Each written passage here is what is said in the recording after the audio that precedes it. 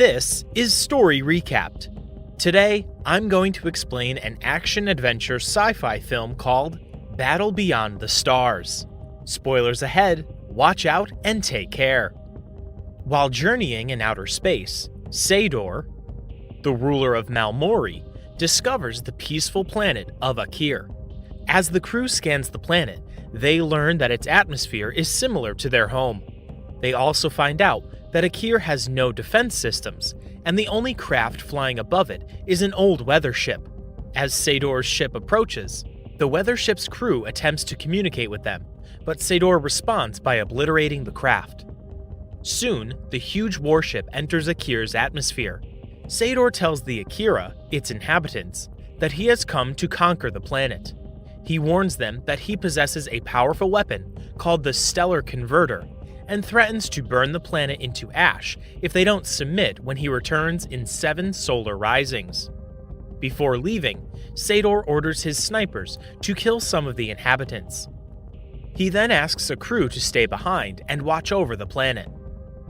The leaders of Akir immediately call for a meeting to discuss what they should do about the impending invasion. Fen reminds them that they haven't been in combat for centuries, and the Varda's teachings tell them not to fight. Zed, an elder who is nearly blind, suggests hiring mercenaries. The others point out that they don't have anything to pay the warriors. But Zed notes that mercenaries fight for different reasons. A young pilot named Shad volunteers to find warriors willing to help them.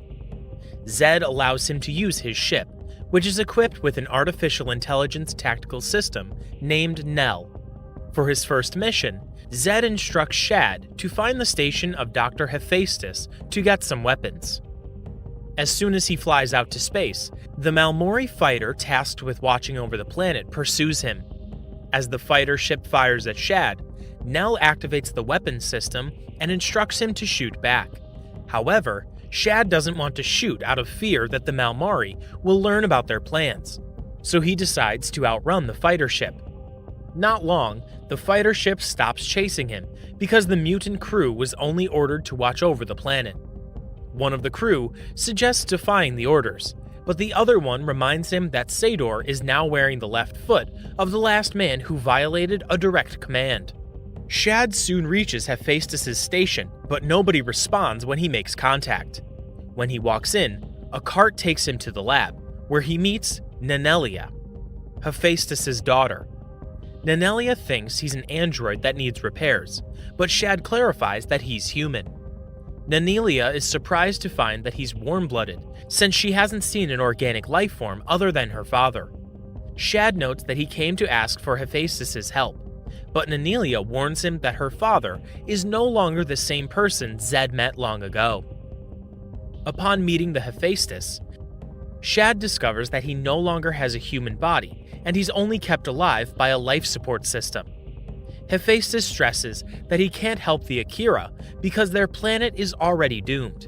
Instead, he intends to keep Shad in the station to become his daughter's mate, and points out that it will be a better fate than being enslaved by the Malmori. Later, Nanelia apologizes to Shad for her father's decision. She's concerned that Shad will get killed when he fights back against the Malmori. After a while, Shad tells Nanelia about the sights and wonders in his home planet and other galaxies. Nanelia gets intrigued because she has only scanned information about different planets from the databanks, but she has never experienced them. Shad then tells her about the Huddites, a race of people who only acquire their immune system after 5 cycles.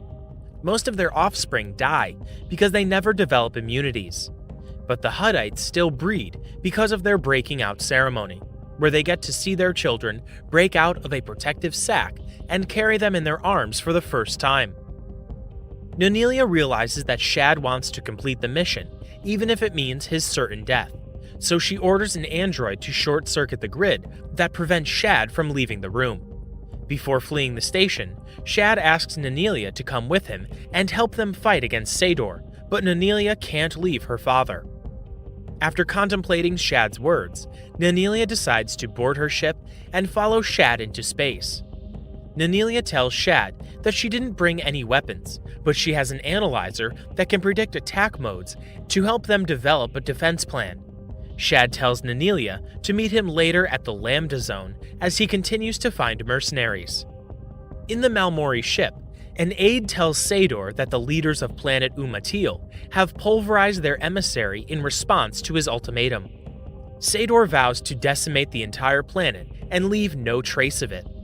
As his journey continues, Shad comes across a freighter ship being attacked by space jackers. The pilot, Space Cowboy, doesn't have any ammunition to fight back, so he asks Shad for help.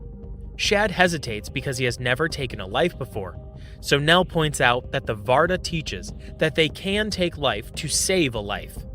Nell locks in on their target, but Shad refuses to blast the ship from behind, so Nell fires on her own.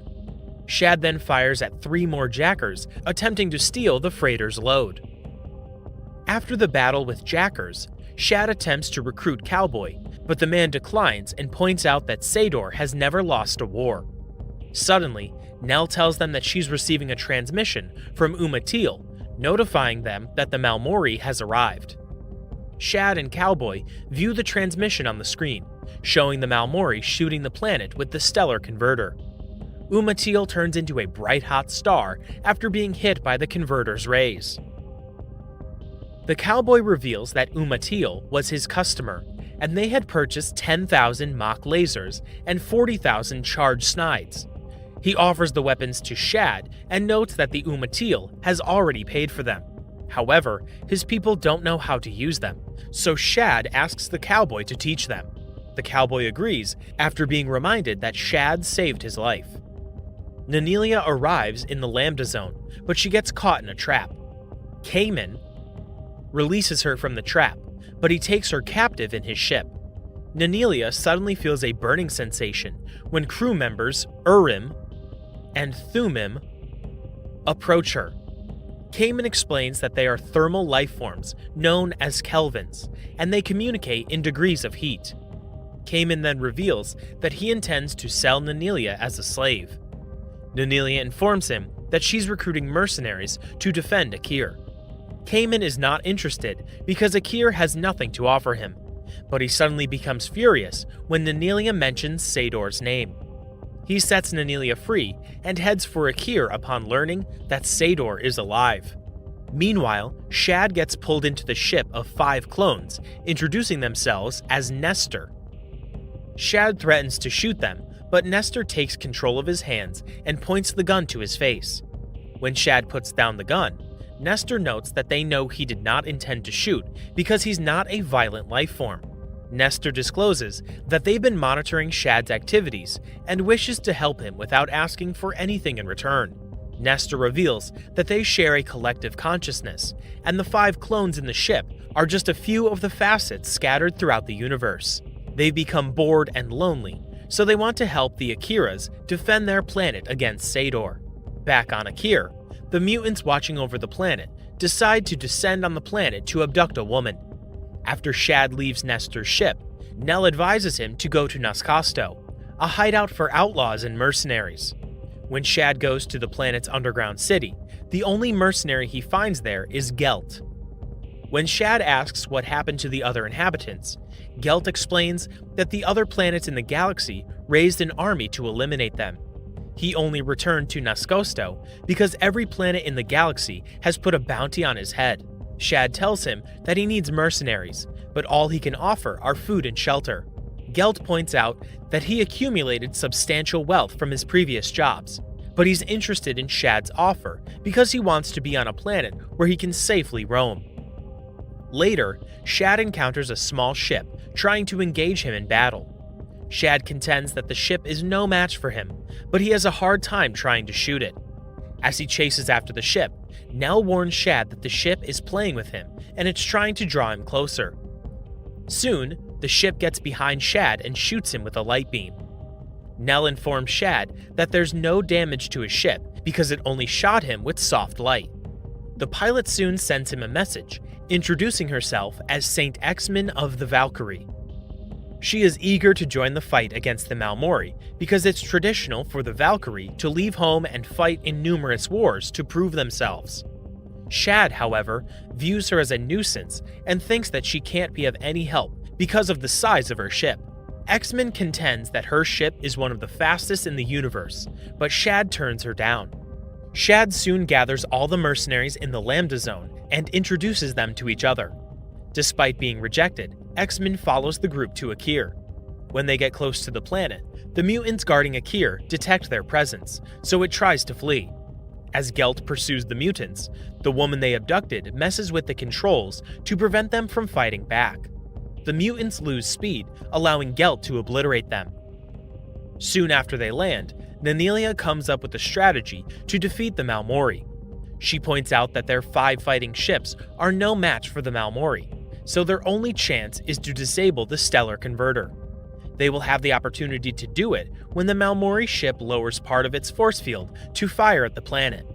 The Malmori won't bring out the converter until it eliminates all threats, so they have to get rid of the ships protecting it as soon as they engage them in battle. Later, the Akira digs trenches using a vibrating crystal to prepare for the battle on the ground. The Malmori flagship tries to contact the mutants assigned to watch over Akir, but they get no response. The aide surmises that the fighter ship must have been shot down, but Sador points out that the Akira has no ship capable of battle. The aide notes that somebody must have helped them, but Sador is confident that no one is stupid enough to fight against the Malmori. Soon, the Akira crystal starts vibrating to indicate that the Malmori is approaching the planet, so the mercenaries board their ships to prepare for battle. Not long, X-Men contacts the Malmori flagship and introduces herself as the protector of Akir. Malmori fighters start pursuing her, so she leads them toward an asteroid. The Malmori fighter crashes into the enormous rock, but X-Men manages to pull away. Later, Kamen tries to fire at the flagship, but fails to hit it. After Gelt eliminates a few fighter ships, the flagship fires a nuclear missile. When the missile goes over Shad, Nell warns him that his only chance to survive is to outrun it. Shad heads towards Sador's flagship, but it remains intact after the blast because of its force field. When Gelt tries to engage the flagship, he gets hit and crashes to the planet. Sador soon sends the ground units to attack Akir, so Cowboy prepares the men to defend their planet. Cowboy and the Akira manage to force the Malmori to retreat with only a few casualties, but the Malmori soon hits them with a sonic attack to impair their ability to fight. Their attempts to shut down the sonic weapon fail, so Cowboy instructs them to retreat. As the death toll rises, Cowboy thinks of a way to disable the sonic tank. When the Kelvins approach him, Nestor surmises that they must be volunteering. Nestor notes that the Kelvins have no ears, so the sonic weapon would have no effect on them. The Kelvins sneak up on the Malmori soldiers and get in front of the sonic tank. They direct their heat towards the tank to render it useless and vaporize the soldiers trying to attack them. The 2 Kelvins drop unconscious to the ground after using all their energy, so the Akira brings them to the protein tank to recuperate. With the sonic weapon gone, the Akira manages to shoot down most of the Malmori ground units, but one of the fleeing soldiers kills Zed.